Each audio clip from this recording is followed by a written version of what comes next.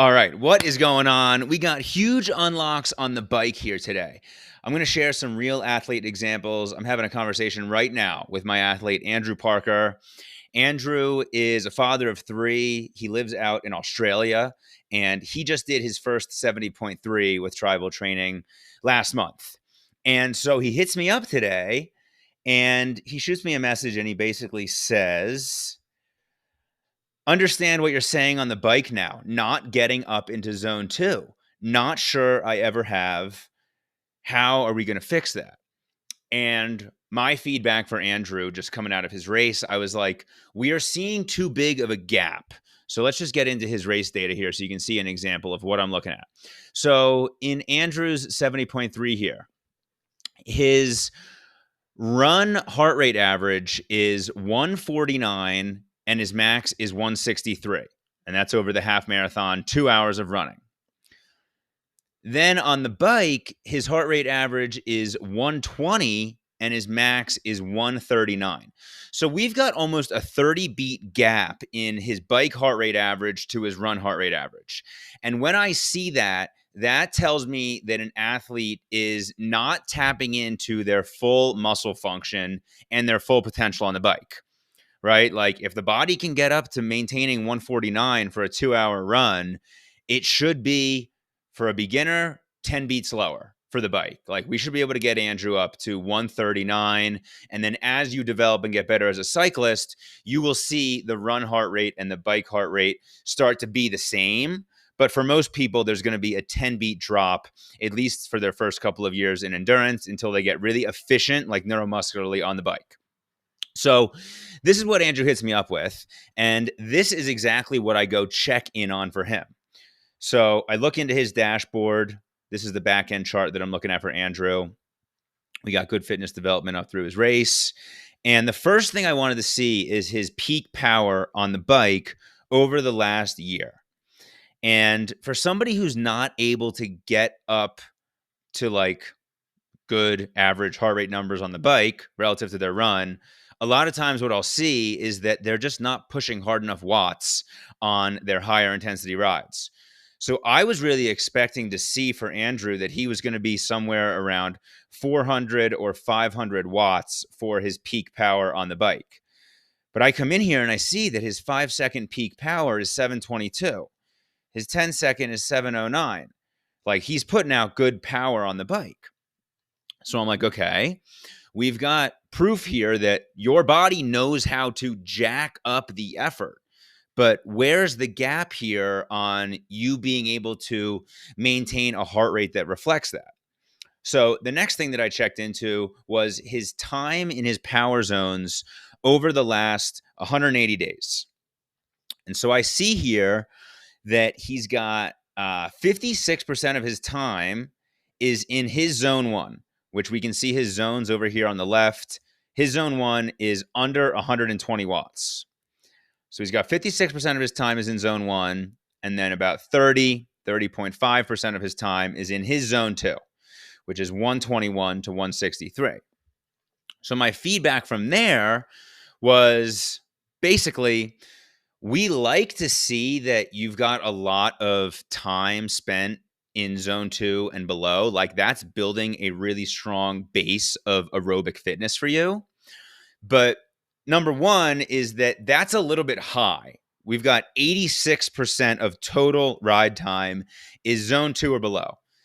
And the general rule of thumb is 80-20, right? 80% is zone two and below, 20% is zone three and above. So he's at 86. So we could increase a little bit of the zone three and above action.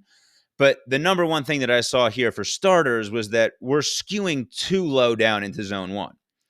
So if we could see like more of an even distribution here between zone one and zone two, that could be a way to get him to just pump a little bit more on the bike. So I tell him that, but then he comes back to me and he basically says, thing is, heart rate aside, I feel like I am working a zone 2/zone 3 rate. Like if I compare output on feel to the run or the swim, I feel like I am working hard on the bike. So I'm like, okay, what can we dig into a little bit more next? Technique. So I'm like, okay, better technique is the next thing to look at here. I'm reading right off of our text exchange. I'm like, better technique is the next thing to look at here. How are you at doing single leg drills and spin ups? Single leg drills and spin ups are the two main technique workouts that I give athletes. Single leg drills, that is where you are unclipping with one foot and you are just riding with one foot connected to the pedal. And the goal here is that we are listening for any clicking in the chain, which basically shows that we're losing tension on the chain and then reclaiming tension. And we want to clean that up. We want the pedal stroke to be smooth and connected the whole time. So he goes, well, pretty horrible last time I did them. Lots of lag in the chain. So to me, I'm like, okay, boom. That to me is saying that you've got a lot of gap in the chain. So you're losing out on very likely 10 o'clock to 2 o'clock. If we think about the pedal stroke being like a clock, where people lose tension is like coming out of the backside of the stroke. And that's where the hamstring is engaged. That's where we've got some glute engagement. So he's losing out on muscle function there.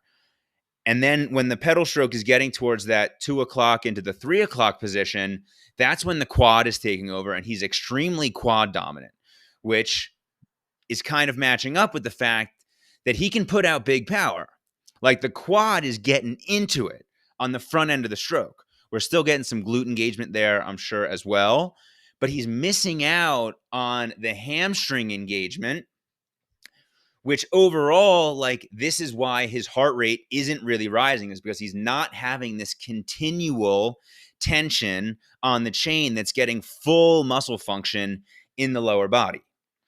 Next thing that I checked into is he sent me some race photos from his 70.3, and he's got a really strong photo on the bike. And I can see that he's got good leg extension at the bottom of the pedal stroke. I've got a picture here at the 6 o'clock position. He's got a very, very extended leg. And what I was looking for there is if his knee is still super bent when he's down at that 6 o'clock position, it's almost impossible to maintain connection to the chain the whole time if your seat is too low. So I was like, okay, without doing a bike fit for you, I can tell by this picture that you have generally a good fit. And so the next thing is to really work on this connection to the chain the whole time. The next thing that we layered into this is looking into his cadence. So when he's riding outside here, like this is a good example of this outdoor riding action. Oh, here we go. Perfect. So the next thing I looked at was his cadence. So 73 cadence. That's pretty low. It's not bad to ride at a low cadence like that, but a low cadence can totally mask having gaps in the pedal stroke because you're just kind of grinding and you're very quad dominant. I want to see him now rise up to being comfortable at riding at 90 plus cadence, even over 100, even over 110 at times in some recovery efforts. And that very, very quick turnover, that is going to force his body to neuromuscularly adapt, right? He's going to be forced to learn to not just be bouncing out of his seat and spinning with no tension on the chain. And so that is the idea of that spin ups workout. You're doing basically 30 seconds at mid-range cadence, 80, 85, then 30 seconds up at 90 plus, even up to 100 plus, really pushing your capacity to as high as you can maintain, then 30 seconds back down, then 30 seconds high up. So that was another area of development here. I'm like, boom, 73 cadence, that totally masks gaps in the pedal stroke. And then the last thing that I said to him was, I know that a lot of his rides, he's kind of not riding through like neighborhoods. I don't know the exact area. He's in Australia here, but he's not just getting on single roads where he can just cruise. And so if he's doing a lot of turns, a lot of stops and starts, that just sets somebody up to constantly have their heart rate dipping and skewing low. So I'm like, listen, if we can get you riding on some longer straight roads where you're just cruising for a while, like that will set you up to have a bit of a naturally higher heart rate.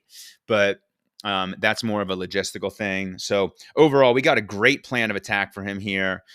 Really, really clear on how we can get that average heart rate from that 120 at his recent 70.3 up closer to 140, right? It's all about muscle engagement, getting the lower body fully activated and tapping into that strength that he's already got. Because listen, look at the dash here.